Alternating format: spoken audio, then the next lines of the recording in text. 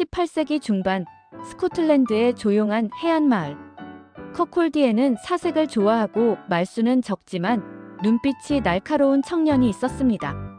이름은 애덤 스미스. 어릴 적부터 그는 책만 보면 눈빛이 반짝였고 숫자와 논리, 인간의 행동을 관찰하는데 남다른 재능을 보였습니다. 그는 글래스고 대학에서 도덕 철학을 공부하였고 나중에는 옥스퍼드에서도 수학했습니다. 하지만 학문을 이론에만 가두는 걸 싫어했던 그는 늘 세상 돌아가는 이치를 고민했습니다.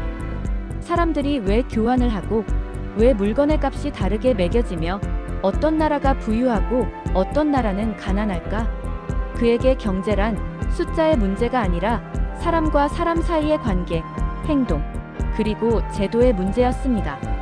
시간이 흘러 그는 유럽 대륙을 여행하게 됩니다. 그곳에서 그는 여러 나라의 시장, 정부 체계, 상인의 거래 방식 등을 직접 보고 듣습니다. 그러면서 그의 머릿속에 하나의 거대한 그림이 그려지기 시작합니다. 바로 국가는 어떻게 부유해지는가? 이 질문에 대한 답을 말입니다.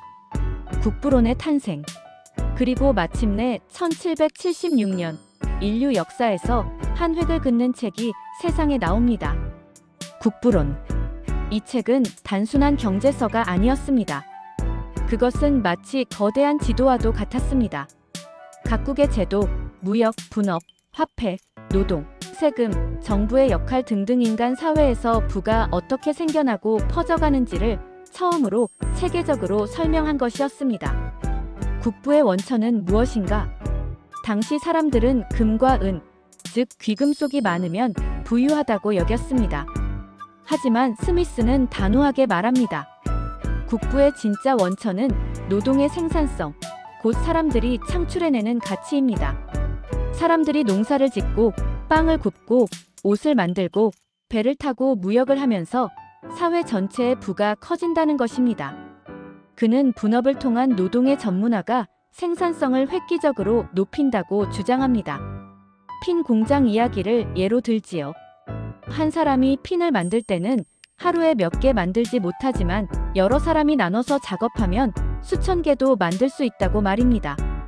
보이지 않는 손이란 무엇인가? 국부론에서 가장 유명한 표현 중 하나는 바로 이 보이지 않는 손입니다. 스미스는 이렇게 설명합니다. 개인들은 자신의 이익을 위해 행동합니다. 예를 들어 빵집 주인은 이웃에게 친절해서 빵을 만드는 게 아니라 자신의 생계를 위해 빵을 팝니다. 하지만 아이러니하게도 이런 이기적인 행동들이 시장 안에서는 조화를 이루어 마치 어떤 보이지 않는 손에 이끌리는 것처럼 사회 전체의 부를 증가시키는 결과를 낳게 된다는 것입니다. 즉, 개인이 이익을 추구할 자유를 가진 시장에서는 수요와 공급이 자연스럽게 조화를 이루고 자원이 효율적으로 배분된다는 이론입니다. 물론 이것은 어디까지나 자유롭고 공정한 경쟁과 제도가 뒷받침될 때의 이야기이기도 합니다. 근대 경제학과 산업에 끼친 영향. 스미스의 사상은 산업혁명과 맞물려 폭발적인 영향을 끼칩니다. 그는 경제를 처음으로 과학처럼 분석한 사람이었고 그의 이론은 자본주의의 탄생에 지대한 기여를 하였습니다. 경제학이라는 학문 자체가 그의 이론을 뿌리로 삼아 성장하게 되었으며 이후 리카도, 밀 마르크스, 케인스 등 수많은 경제 사상가들이 그의 발자취를 따라가거나 반박하면서 오늘의 경제학을 만들게 됩니다. 또한 그의 시장 자율성 강조는 자유무역과 세계화의 사상적 뿌리가 되었고 분업과 경쟁의 개념은 현대 산업 시스템의 핵심 원리가 되었습니다. 오늘날에도 우리는 슈퍼에서 빵을 고르고 옷을 사며 인터넷으로 물건을 주문할 때 그 뒤에 작동하는 복잡한 경제 시스템을 직접 느끼지 못합니다. 하지만 그 보이지 않는 곳에서는 여전히 보이지 않는 손이 움직이고 있는지도 모르겠습니다. 그리고 그 손을 처음으로 설명해준 사람, 바로 애덤 스미스. 그는 그렇게 조용하지만 깊은 울림을 남긴 채 근대 경제의 설계자이자 해설자로서 지금도 살아 숨쉬고 있는 것입니다.